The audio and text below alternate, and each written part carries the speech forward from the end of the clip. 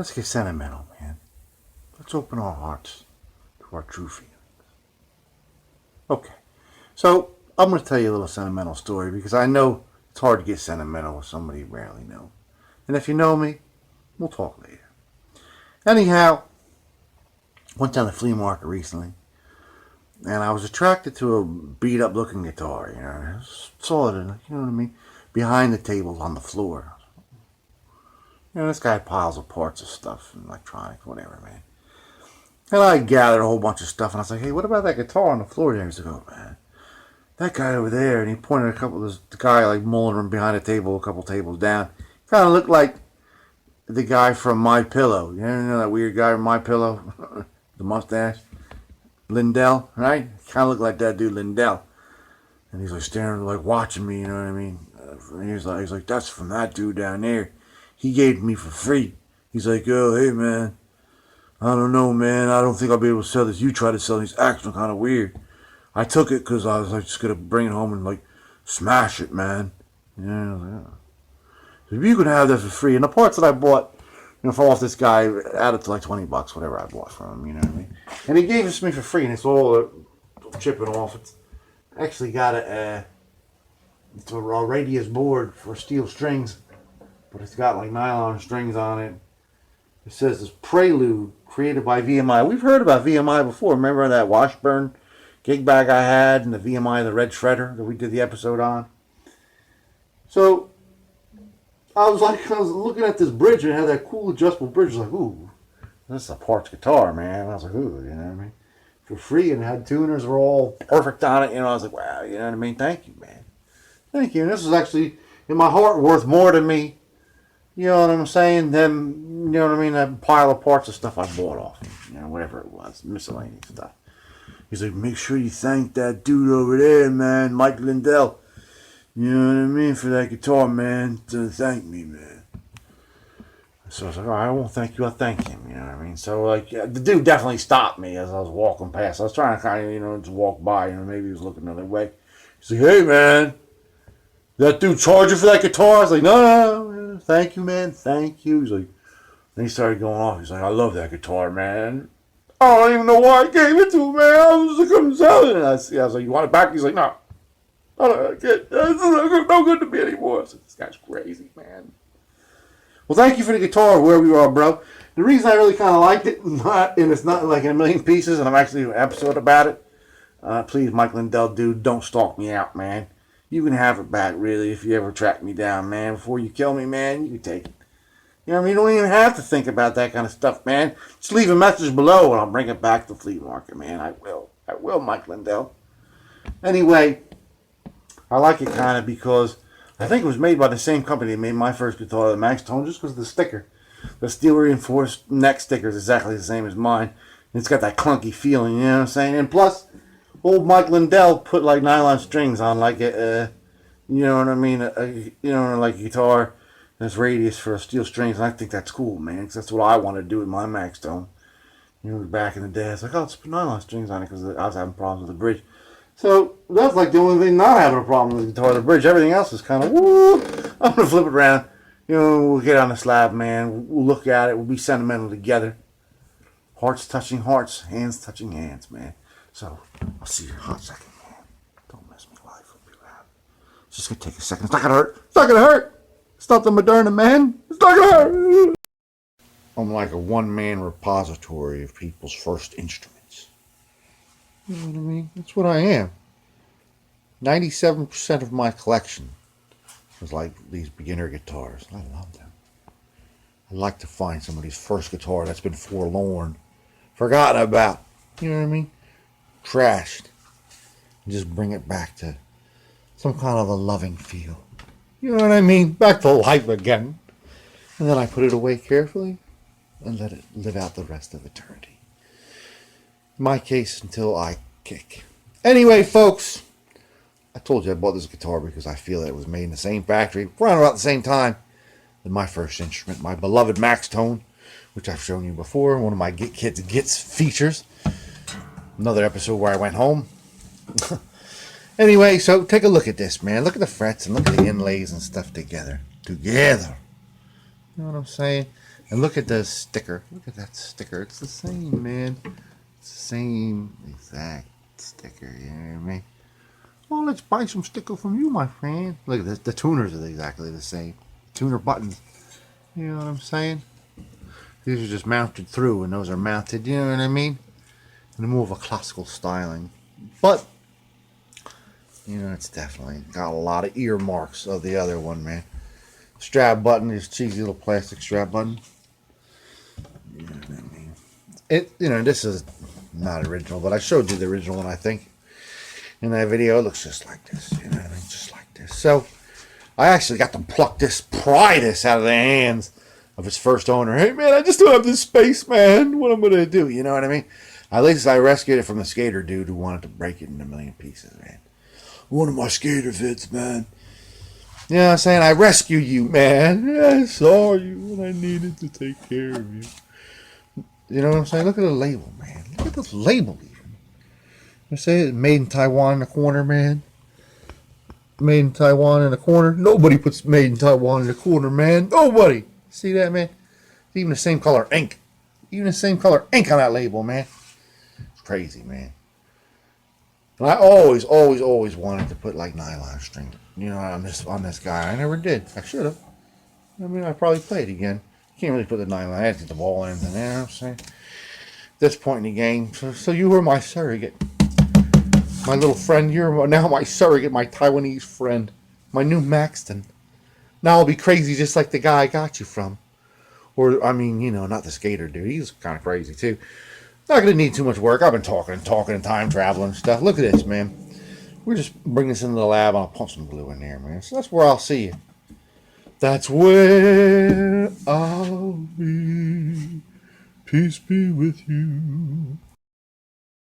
It's funny because I saw it on the ground like 20 feet away behind the tables, and I knew it was made by the same company that made my first guitar. Isn't that funny? I just knew it. I knew that was made by the Max Tone deal, man. See that? It's even got the gold strip just like Max Tone, man. Love it, man. So we got to pump some glue in this.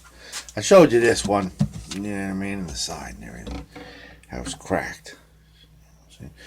But got the little joint here. This is coming apart, man. You see that? It's got some give, man. It's got some serious give, man. I mean, a lot of people say, oh my God, man, why'd you tell me about that before, Guitkit? I wouldn't watch this episode, man. Yeah, I would have watched one of your other episodes or somebody else's episode, man. Guitarologist, man. Anyway, I got the guitars, motherfucker. Let's bring them on. I'm going to loosen these strings. I'm not even going to take them off. You know what I mean? The lazy man style, man. Lay on your side. Let's get it on. We're going to loosen all these strings. And we're just going to pump the shit out of this with that tight bond, man. And we're just going to take some of these clamps right here. These He-Men clamps, man. You know what I'm saying? Stick that down like it should be. You know what I'm saying? That's the way we do it. I was just at Harbor Freight, man. I don't know why I didn't buy some more of them.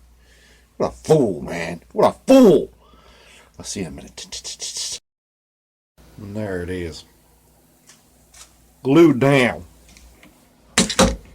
Just clamp time. Drop the clamp. Oh, that was a little slow. See that? Now it's just a mere ugly mark. But it's a solid piece again, man. So we're going to want to pump this guy up full of glue over here. Where was he? On the other side, right? Yeah, you've been dirty. Let's get a little paintbrush in there, you know what I mean? A thick, tight bond all in there, man. Just tape it down with some masking tape. You know what I'm saying? And then we'll just glue this all in one piece. You know what I'm saying? We don't have to wait too many times. You know what I'm saying? We're not going to add like little veneers or anything on top of this. We're just going to save it OG style. So I'll see you when we're done clamping and taping and gluing it up, people. Alright, so we've got it clamped. At least 8 hours. I'm digging into this couch. It's got so many heavy clamps on it. It's actually weighing back the easy chair, man. But I think it's suitably dry, man. So we're going to pull these various clamps off, do the tap test around it, make sure it's a solid instrument. Make sure we've resolved all the loose little pieces. and I'll see you back on the workbench. Yo, man. Got all the tape off, got all the clamps off. Solid instrument, people. You know what I'm saying? These aren't going anywhere, you know what I mean? They're not going to be pulled up, you know what I mean, by a loose piece of, you know what I mean, clothing.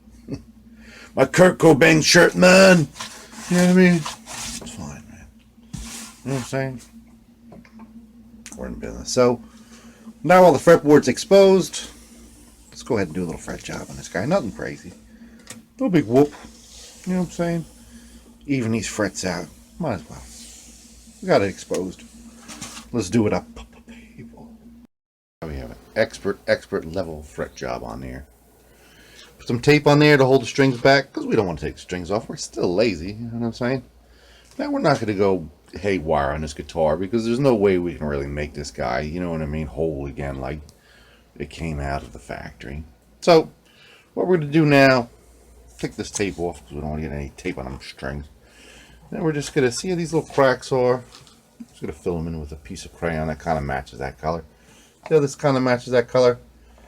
Just go over them. Then we got one for the back of the neck. You know what I'm saying? Because remember this part right here?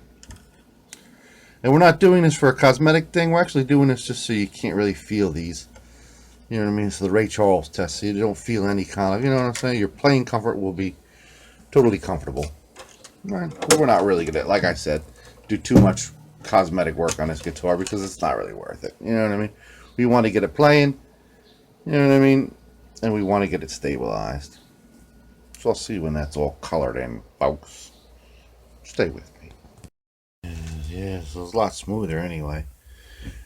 Sort of put it in that sharpener, you can get real in there. Put a little rubbing compound on, you know, in between coats and rubbing it off. I mean, you can still see the crack, but I mean, you can't really feel it. Yeah, that's great.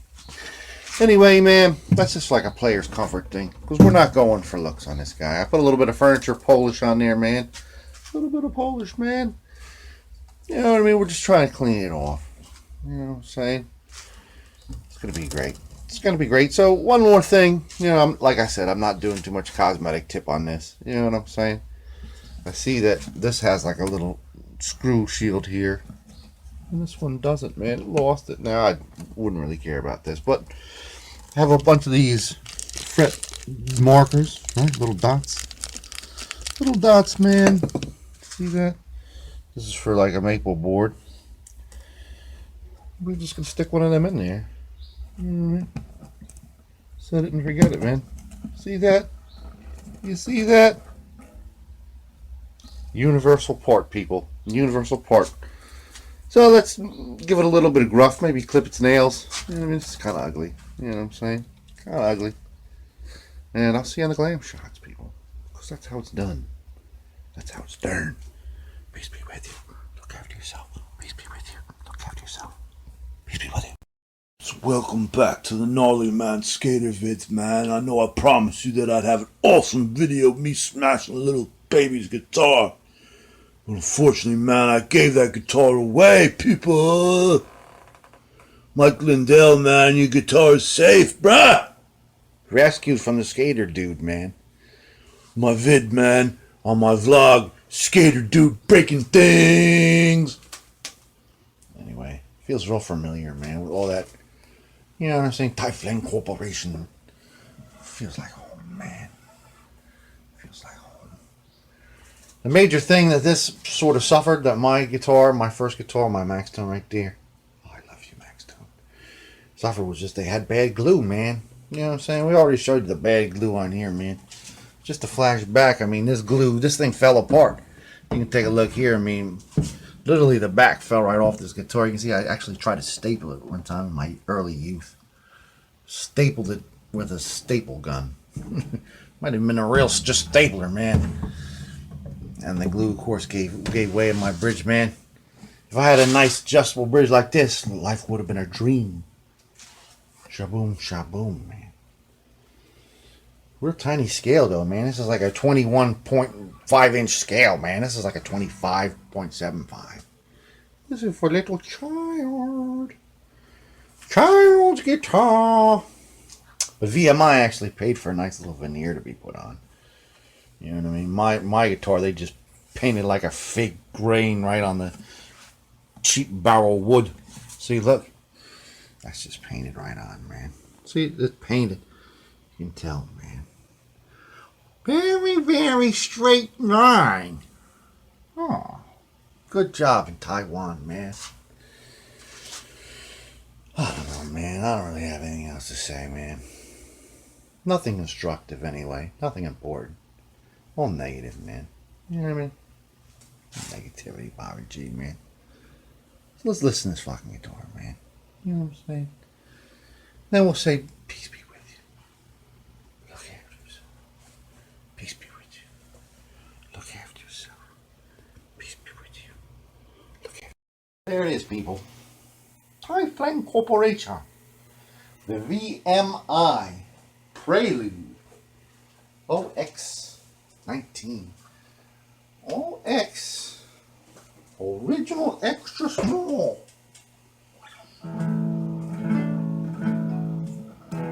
Very, very small guitar. But a very homey guitar. It has like that reminiscent feel for me, man. I love it. There used to be this guy, and I wasn't a fan of this guy. His name was Tiny Tim. And he used to play all these old songs on like a little ukulele. But I don't mean like old songs like what we think. I'm talking about songs from like the 20s. I used to like songs from the 20s. And this dude would be like playing and shit. He eventually died. I think he had a heart attack on stage. Rest in peace, Tiny Tim, man. You weren't Tiny. You probably weren't Tim. But rest in peace, man. Even though I wasn't a fan of your little falsetto job, this little guitar is befitting of a little tribute. Now, my mom went to college with this guy, and he used to have a buddy they used to hang around with. He worked at the radio station. And he was a songwriter, but his buddy was like an excellent guitar player. You know what I mean? And it goes to prove how sometimes like a songwriter needs his accompanist. You know what I'm saying? Where's the music, Doc? You know what I'm saying? Because without this guy, you know what I mean, and his partner, he was only just a songwriter. He was an artist with his buddy. So, in tribute to Tiny Tim and the little guitar. If I could have time in a bottle, the first thing that I'd like to do is save every day that eternity passes away, spending with you. There never seems to be enough time. Two things I want to do once I find them. I've looked around enough to know you're the one I want to go through time with. Rest in peace, Jim Croce, Warren Muleisen, my man Tiny Tim. Rest in peace, everybody. Peace be with you. I actually first heard that song on the Muppet Show, man. It was Jim Henson singing it. Muppet in style. If I can have time in a bottle, words can make wishes come true.